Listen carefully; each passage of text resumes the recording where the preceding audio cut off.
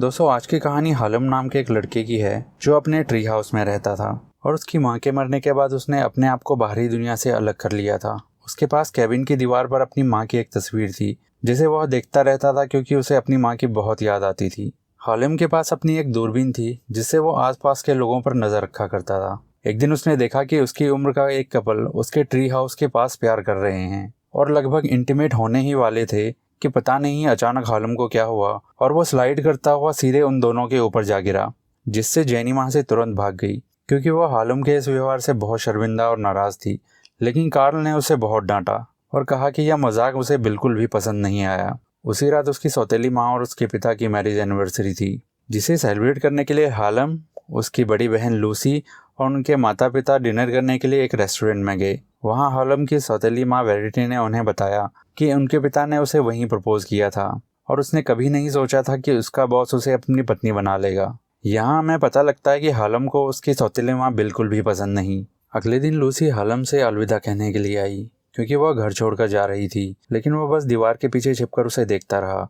दरअसल वह उसे जाते हुए देखना नहीं चाहता था। अंत में लूसी ने बिना उसे मिले ही जाने का फैसला किया। फिर हमने देखा कि हालिम दौड़ता हुआ आया और चिल्लाते हुए उसे रोकने की कोशिश करने लगा। दोपहर के खाने के समय हालिम के पिता ने उसे भी लूसी की तरह कॉलेज में दाखिला लेने के लिए कहा और घर छोड़ने का सुझाव दिया क्योंकि घर में उसकी उम्र का कोई और नहीं रह गया था और उसके पिता को लगता था कि ये उसके लिए अच्छा नहीं है। उन्होंने लंदन में उसके लिए एक नौकरी की व्यवस्था भी की थी, लेकिन हालिम ने जाने से साफ इनकार कर दिया और उसने कहा कि वो हमेशा इसी घर में रहेगा और ना ही उसके पास कॉलेज जाने के लिए कोई योजना है। इसके साथ ही वह गुस्से में डाइनिंग टेबल छोड़कर चला जाता है। आगे हम क्या देखते हैं कि जब हालिम झील के पास एक शेड को पेंट कर रहा था तो उसे एक नाव से जुड़ी हुई रस्सी मिली जिसका इस्तेमाल उसकी माँ किया करती थी। फिर उसने अपने पिता को बुलाया और उनसे उस दुर्घटना के बारे में फिर से बताने के लिए कहा जो उसकी माँ के साथ हुई थी। हालिम के पिता ने उसे बताया कि उसकी माँ झील पर जाने से पहले अत्यधिक मात्रा में नींद की गोलियां ले चुकी थी और वो झील में डूबकर मर गई। हालिम इस कहानी पर विश्वास नहीं करता था। उसने अपने पिता पर आरोप लगाया कि उन्होंने जानबूझकर ऐसा होने दिया ताकि वे वेरिटी से शादी कर सकें।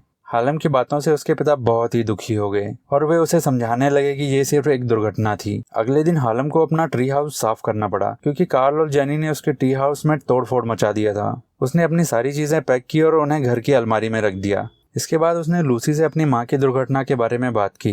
इसी बीच हालिम को जानकारी मिलती है कि वेरिटी ने उसकी चीजों के बॉक्स की चाबी ले ली है और उसमें से उसकी डायरी निकाल ली। लूसी से बात करने के बाद हालिम दोबारा झील पर गया और उसने नाव में एक छेद पाया जिसने वेरिटी के खिलाफ उसके संदेह को और मजबूत कर दिया। इसके बाद वह सोचने लगा कि कैसे वेरिटी ने उस नाव में हथौड़े से छेद किया होगा। फिर अचानक वेरिटी भी टी हाउस में आई और उसकी डायरी पढ़ने लगी, जिससे हालिम को बहुत ही शर्मिंदगी महसूस हुई क्योंकि उसने उसमें वेरिटी के लिए अपनी भावनाओं के बारे में लिखा था। वह गुस्से में वेरिटी से पढ़ना बंद करने की भीख मांगने लगता है और वेरिटी को वो हथौड़ा दिखाते हुए पूछने लगता है, लेकिन वेरिटी बस मुस्कुराती है और कहती है कि उसकी माँ उस समय मरना चाहती थी। इस बात से हालिम बहुत गुस्से में आ जाता है, लेकिन वेरिटी जब धीरे धीरे उसको छूती है तो वो चुप हो जाता है। वे एक दूसरे को देखते हैं और धीरे धीरे इंटीमेट हो जाते हैं। इसके बाद वेरिटी उसको ब्लैकमेल करने लगती है कि वो ये सब उसके पिता को बता देगी।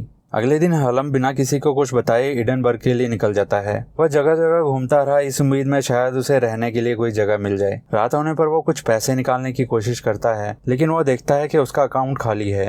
अंत में वो पुलिस वालों से बचकर एक बिल्डिंग की छत पर जाकर सो जाता है। सुबह होने पर हालिम ने एक महिला को देखा जिसका चेहरा हूबहू उसके माँ से मिलता जुलता था, इसलिए तुरंत उसने उसका पीछा करना शुरू किया। उसका पीछा करते करते वो एक ऑफिस में पहुंचा जहां उसने देखा कि वह महिला एक होटल में किचन मैनेजर थी। बिना सोचे समझे उसने तुरंत उसे नौकरी के लिए पूछा, लेकिन उसने मना कर दिया। इसके बजाय उस महिला ने उसे एक एजेंसी का कार्ड दिया, लेकिन हालिम ने कहा कि उसे कोई एक्सपीरियंस नहीं है और इंटरव्यू के लिए उससे मदद करने के लिए कहा। कैट ने उसके बारे में कुछ सवाल पूछे और हालिम ने तुरंत उनका जवाब दे दिया। इसके कारण कैट ने उसे होटल की रसोई में नौकरी दे दी। यहाँ पर रसोई में मिस्टर रेमंड उसके सीनियर थे जिन्होंने हालिम की नौकरी के दौरान उसकी काफी मदद की।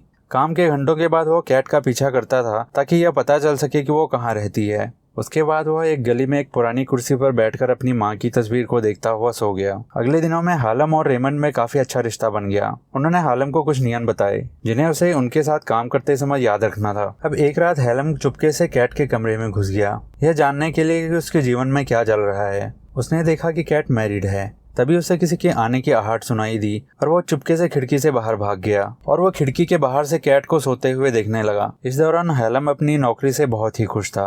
वो काम से छुट्टी के दौरान एक क्लॉक टावर पर चढ़ जाया करता था, जहाँ से उसे कैट का कमरा दिखाई देता था। एक दिन जब वो वहाँ से वापस आया तो कैट ने उसे बताया कि अब वो ऑफिशियली होटल का कर्मचारी बन गया है। अब एक दिन हेलम कैट के साथ एक आदमी को देखता है। जब उसने करीब से देखा तो उसे पता चला कि यह आदमी मिस्टर एलिस्टर है, जो कि होटल का मैनेजर है और कैट का इसके साथ अफेयर चल रहा है। हेलम उन दोनों की नजदीकियों को देखकर काफी परेशान हो गया और उसे फिर से वेरिटी की उसके माँ को मारने की बात याद आ गई। फिर वह सुबह पुलिस स्टेशन गया, लेकिन पुलिस अधिकारियों ने उसकी रिपोर्ट लिखने से मना कर दिया। इसके बाद हेलम होटल में काम करने के लिए लौट आया, लेकिन इससे पहले वो क्लॉक टावर से दूरबीन से कैट को देखने लगा। थोड़ी देर बाद मिस्टर एलिस्टर उसे पकड़ने आए और उन्होंने कैट को इसके बारे में बताने की धमकी दी और ये सुनकर हेलम ने भी उसे वापस धमकी दी कि वह उनके अफेयर के बारे में उसकी पत्नी को बता देगा। इस प्रकार की धमकी के बाद मिस्टर एलिस्टर ने उसे नौकरी से निकाल दिया और उसे होटल से बाहर कर दिया। जब मिस्टर एलिस्टर घर लौटे तो उन्होंने पाया कि हेलम पहले से ही उसकी पत्नी और उसके बच्चे के साथ बैठा है। अगले दिन मैनेजर ने न सिर्फ उसे नौकरी पर रख लिया बल्कि उसे प्रमोशन भी दिया। अब उसकी नौकरी और बेहतर हो गई थी। एक रात मिस्टर एलिस्टर क्लॉक टावर पर आए तो उन्होंने देखा कि हेलम कैट के कमरे के छत पर था। वे तुरंत कैट के अपार्टमेंट में गए और उससे इंटीमेट होने लगे, जिससे हेलम को बहुत जलन हुई। अगले दिन कैट ने हेलम को बताया कि उसकी सैलरी बढ़ गई है। इस खुशी में हेलम, कैट और एंडी बार में सेलिब्रेट करने गए। बार में काफी पीने के बाद कैट ने हेलम को अपने अपार्टमेंट में आने के लिए कहा। वो हेलम को सेड्यूस करने की कोशिश करने लगी, लेकिन उसने मना कर दिया क्योंकि उसे अपनी माँ की याद आने लगी। अंत में हेलम बस उसके साथ बिस्तर पर लेट गया, उसे सोने में उसका साथ देने के लिए। अगले दिन होटल में हेलम ने कैट से उसके साथ बाहर जाने के लिए कहा, लेकिन उसने मना कर दिया। उसने उसे यह भी कहा कि पिछली रात जो कुछ उसने किया वह उसे अच्छा नहीं लगा। लेकिन तभी अचानक किसी ने उसे अपने कमरे में बुलाया। जब हेलम वहां गया तो उसने देखा कि कमरे में कैट है और वहां उन दोनों ने एक दूसरे से माफी मांगी और इंटीमेट होने लगे। इस बात का मिस्टर एलिस्टर को पता लग गया और उन्होंने कैट को बता दिया कि हेलम अक्सर उन्हें छुपकर देखा करता है। इस बात से नाराज होकर कैट ने दोनों को वहां से जाने के लिए कहा और हेलम को नौकरी से निकाल दिया। कुछ दिनों बाद हेलम ने कैट को फिर से नौकरी पर रखने के लिए मना लिया, लेकिन उससे पहले उसने हेलम को उसके बारे में सब कुछ बताने के लिए कहा। हेलम ने एक एक कर सारी बातें कैट को बता दी, जिसमें उसकी माँ की वो तस्वीर भी शामिल थी। जब कैट ने उसकी माँ की तस्वीर देखी तो वह हैरान रह गई। इसके बाद कैट ने हेलम की माँ की ड्रेस पहनी तो ये देखते ही हेलम फूट फूट कर रोने लगा। कैट ने तुरंत उसे गले लगा लिया और वे सुबह तक बिस्तर पर लेटे रहे। उसके बाद जब वे होटल पहुंचे तो उन्होंने देखा कि वहाँ हेलम के माता पिता आए हैं, जो उससे झील के पास की जमीन को इको हाउसिंग में बदलने की अनुमति मांगने आए थे। यहाँ में पता चलता कि लूसी ने उनकी मांग को स्वीकार कर लिया था, लेकिन हेलम ने इस बात से मना कर दिया क्योंकि वह अभी भी वेरिटी को अपनी माँ का हत्यारा मानता है। इस बात से परेशान होकर वेरिटी कैट को लेकर हेलम को ताने मारने लगी। यहाँ हम देखते कि हेलम अकेले में वेरिटी के उन तानों को याद कर रहा है जो उसने कैट और उसकी माँ के बारे में दिए थे। इन सब से उसे इतना गुस्सा आया कि उसने वेरिटी को सबक सिखाने के लिए इंग्लैंड जाने का फैसला किया। घर पहुंचने के तुरंत बाद उसने वेरिटी के हाथ पैर बांध दिए और उसे झील में डुबोने लगा। और जब वो ये सब करके जाने लगा तो उसे अपनी गलती का एहसास हुआ और वह दौड़कर वापस गया और उसने वेरिटी को बचा लिया। हालांकि उसे वेरिटी को बचाने के लिए CPR देना पड़ा। थोड़ी देर बाद उसके पिता वहाँ आए और उसे डांट कर कहने लगे कि वे उसकी माँ की मृत्यु के लिए जिम्मेदार हैं क्योंकि उन्होंने उसे रोकने की कोशिश नहीं की। इसके बाद उन दोनों ने एक दूसरे को गले लगाया। अगले दिन हेलम कैट से मिलने के लिए एडिनबर्ग लौट आया, लेकिन कैट उसे बताती है कि वह किसी भी रिश्ते के लिए तैयार नहीं है क्योंकि वह कभी भी कोई रिश्ता नहीं निभा पाती है और वह उससे कहती है कि वह उससे 6 साल बाद मिलना चाहेगी। हेलम धीरे से उसे पूछता है कि क्या वह तब भी इतनी खूबसूरत रहेगी। इस पर कैट मुस्कुराने लगती है। तो दोस्तों, आपको ये फिल्म कैसी लगी नीचे कमेंट सेक्शन में कमेंट करके जरूर बताएं और आप अगली कौन सी मूवी का एक्सप्लेनेशन सुनना चाहते हैं ये भी बताएं। तो मिलते हैं आपसे अगली वीडियो में, तब तक के लिए टेक केयर।